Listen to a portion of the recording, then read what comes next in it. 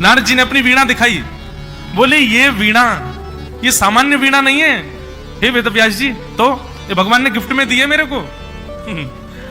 प्रसन्न होकर के ठाकुर जी ने मुझको ऑफर करी है ये। वेदव्यास जी बोले जरा हमको भी तो दिखाओ, ने हाथ स्पर्श तो करा, तो ठाकुर जी ने दी अपने हाथ से। बोले हाँ। बोले अरे ऐसा क्या किया आपने कि ठाकुर जी इतने प्रसन्न हो गए कि आपको वीणा प्रदान कर दी? नारद जी बोले कथा है, सुनाऊं? बोले सुनाओ। बोले एक बार वैकुंठ में बहुत सुंदर संगीत का कार्यक्रम हुआ। हमको भी बड़े दिन बाद ये कथा याद आई है। एक बार संगीत का बहुत सुंदर कार्यक्रम हुआ वैकुंठ में।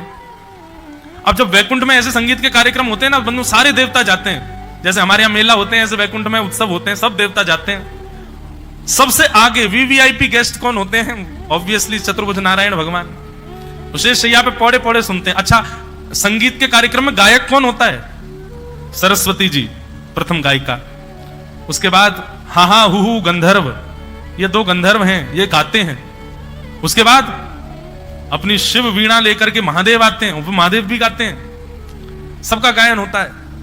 जो भी गाने में और सुंदर कलाकृति में निपुण है उससे। अच्छा एक बात कहूं बंधु, अगर किसी के पास में किंचित भी गाने का स्वर है, कंठ है, किसी के पास में स्वर है, चाहे वो कीर्तन गाने के लिए हो, चाहे वो वैदिक मंत्र गाने के लिए हो, चाहे वो पुराणों के श्लोक गाने के लिए हो, वेदों की ऋचाएं गाने के लिए हो, यदि आपके पास में कंठ है तो निश्चित है यह भी एक प्रमाण है कि ठाकुर जी आपसे मिलना चाहते हैं, इसलिए आपको कंठ युक्त करके भेजा है। और यह बात हम नहीं कह रहे हैं, यह बात भी हमारे वृंदावन के अष्ट सखाओं में से श्री कुंभन दास जी की यह वाणी है कि यदि कोई कंठ युक्त है, किसी के पास में गला है, गले का मतलब होना है कि बहुत सुंदर गायक होना नहीं, सामान्य है, इतना है कि हाँ कीर्तन ताल में गा लेते हैं, स्वर में गा लेते हैं, इतना कंठ भी यदि तुम्हारे पास है तो कंठ युक्त करके ठाकुर जी उसी को भेजते हैं जिससे ठाकुर जी स्वयं मिलना चाहते हैं। भैया यदि किसी पे यदि स्वर है तो अपनी पीठ थपथपा लो कि हम तो ऑलरेडी रजिस्टर्ड हैं, वीजा हमको पहले से मिला हुआ है, हमको इंटरव्यू की आवश्यकता नहीं है। बस उस कंठ का प्रयोग लोक रंजन के लिए मत करिए, उस कंठ का प्रयोग जनरंजन के लिए बिल्कुल मत करिए। फिर तो वो येन केन प्रकारेण उस कंठ से सारी सेवा ठाकुर जी की ही होनी चाहिए। तो एक संगीत का कार्यक्रम हुआ वैकुंठ में, बड़े बड़े संगीतज्ञ आए मंच पर, सब देवता भी बैठे थे। अब नारद जी का इतना अधिकार है कि नारद जी सब देवताओं से आगे निकल करके और भगवान की शेष शैया से कमर लगा के बैठते हैं, ठाकुर जी को प्रणाम करके। जैसे किसी का बहुत अधिकार होता है, गुरुजनों के बहुत समीप रहता है, ऐसे ही नारद जी सीधे जाते हैं और ठाकुर जी को प्रणाम करके शेष शैया से कमर लगा के बैठते हैं ठाकुर जी के चरणों के पास। भगवान पौड़े थे, नारद जी प्रणाम करके बैठ गए। हा हा हु गंधर्व गा रहे थे, नारद जी आंख बंद करके सुन रहे थे स्वरों को। ठाकुर जी नारद जी को देख रहे थे। नारद जी को देखते देखते भगवान को एक आनंद लीला सूझने लगी, अंदर मन में भाव आने लगा। बोले सब गाते हैं, कभी नारद गाता हुआ नहीं दिखा मुझे, क्या करें? नारद के पास बेचारे के पास कंठ नहीं है ना, गा नहीं सकता। तो भगवान ने एक लीला करी, अपने पैर के अंगूठे से नारद जी के चोटी घुमाने लगे गोल गोल। वहीं बैठे थे नारद जी। नारद जी पीछे मुड़े, जी जय जय आज्ञा।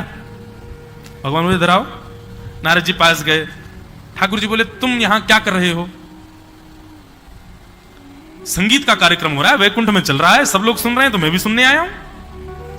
भगवान बोले वो बात तो ठीक है, पर संगीत तो उसको सुनना चाहिए ना जिसको संगीत थोड़ा बहुत आता हो। तुमको सारे गामा पध निसा भी नहीं आता, फिर यहां क्यों बैठे हो? चलो जाओ भजन करो अपना, निकलो यहां से। नारद जी बोले भगवान ऐसा अपमान तो मत करो। नहीं नहीं नहीं जाओ, जिसको संगीत का ज्ञान ही नहीं है उसको यहां आना ही नहीं चाहिए, चलो जाओ यहां से। और यहां बैठना है, संगीत सीख के आओ पहले। नारद जी को तो बड़ी अपनी, ऐसा नहीं कि उनको अपमान बोध होता है, पर हाँ सब देवता हंसने लगे, वाह उछल कूद के आगे जाके बैठ जाता है, ले ठाकुर जी ने भगा दिया।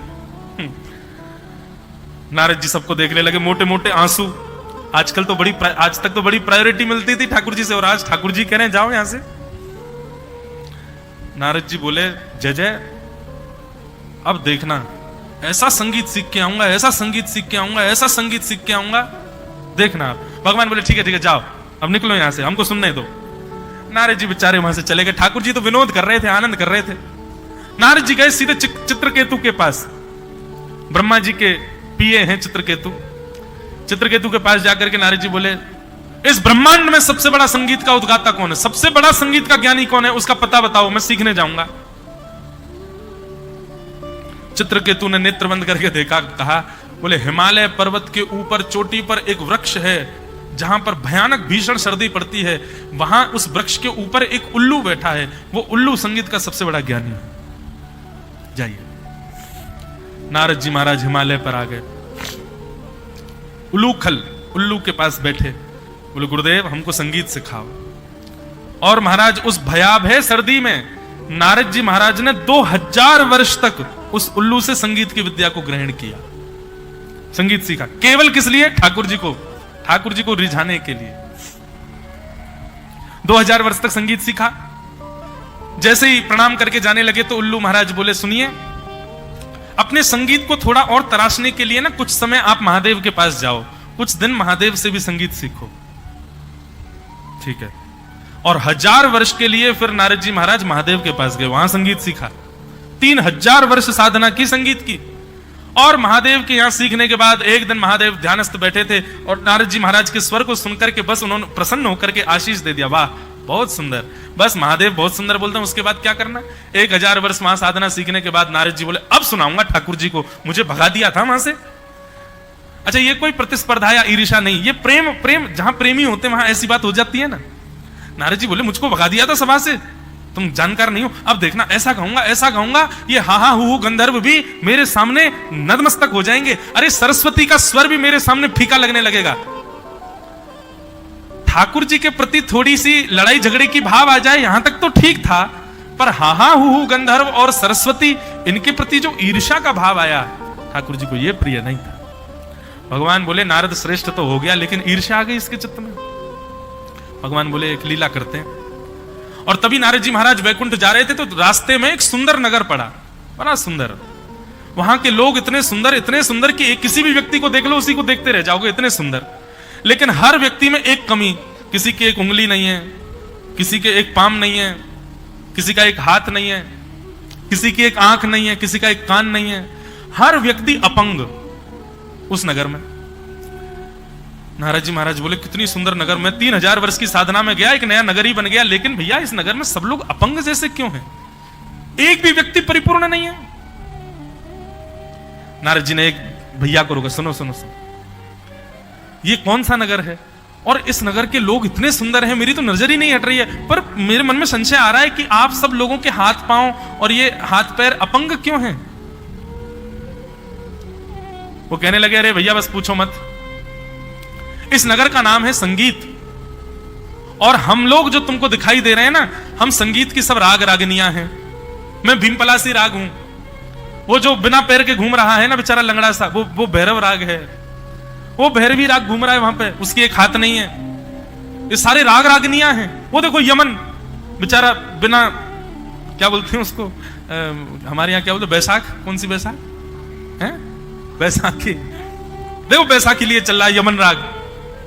बैसाखी समझते हैं? कोई व्यक्ति यदि भगवत अनुग्रह से यदि उसको एक चरण नहीं होता तो बेचारा वो एक सहारा लेके जो चलता, उसको बैसाखी बोलते हैं।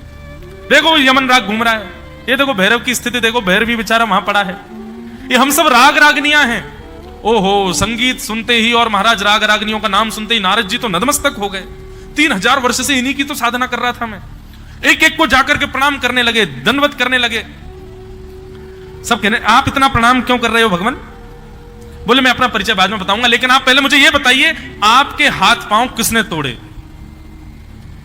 सब संगीत की राग रागनियां। बोले, बस पूछो मत, एक नया नया गवैया हुआ, उसका नाम है नारद। वो ऐसा तोड़ मरोड़ करके गाता है, उसी के गायन की वजह से देखो हम सब अपंग हो गए।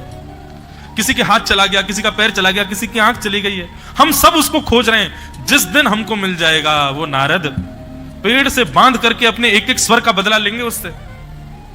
भैया आपने अपना परिचय नहीं बताया, आपका नाम? नारायण दास नाम है मेरा। नारद जी मिलेंगे तो जरूर लेके आऊंगा आपके पास।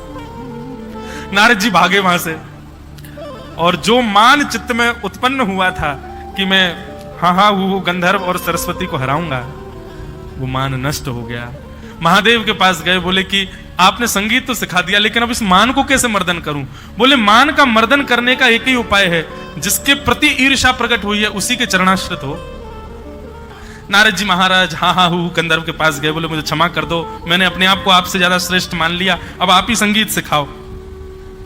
हा हा हु गंधर्व ने कहा नहीं नहीं नहीं नहीं भगवान, ये सब भगवान की लीला थी, आपके मान को दूर करने के लिए भगवान ने ये संगीत नगर बनवाया और उस संगीत नगर में इन सबको प्रकट करवाया। आप बिल्कुल निश्चिंत रहें, आपका जो स्वर है, आपका जो गायन है, वो तो अत्यंत विशिष्ट है।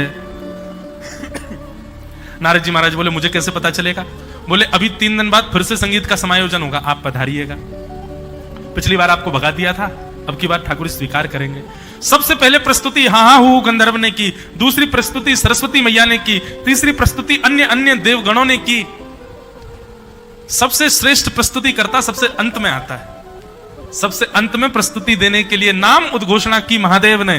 अब हम मंच पे बुलाना चाहते हैं हरिदास वर्य, हरिदासों में जो सबसे श्रेष्ठ हैं, ऐसे श्री नारद जी महाराज को। नारद जी का नाम सुनते ही भगवान बोले हैं नारद गाएगा? बोले हाँ। नारद जी महाराज मंच पर आए, मंच पर आकर के ठाकुर जी को प्रणाम। ठाकुर जी अभी तक तो पौड़े थे, अब बैठ गए। अच्छा नारद गाएगा? बोले हाँ। और श्री नारद जी महाराज ने जैसे ही नेत्र बंद करके स्वर लगाया, ऐसा स्वर गूंजा महाराज आभा मंडल में। औरों की स्थिति तो मैं क्या वर्णन करूं, पर बस ये स्थिति समझ लीजिए कि जैसे ही नारद जी ने गाना प्रारंभ किया, शेष शैया पर खड़े होकर के चतुर्भुज उठा करके ठाकुर जी नृत्य करने लग गए श्री नारद जी के भाव को सुन करके। हाँ। ऐसा स्वर गाया महाराज। भगवान सोचने लगे मैं क्या दूं, मुझे कुछ देना है, नारद को उपहार देना है।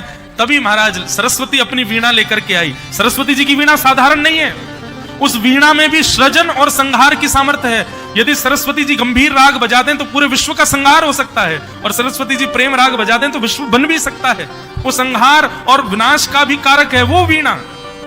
वो वीणा ला करके भगवान को प्रदान की, और भगवान ने वही वीणा प्रेम प्रसन्न होकर के नारद जी महाराज को अर्पित करके अपने हृदय से श्री नारद जी को लगा दिया। बोलो भक्त वत्सल भगवान।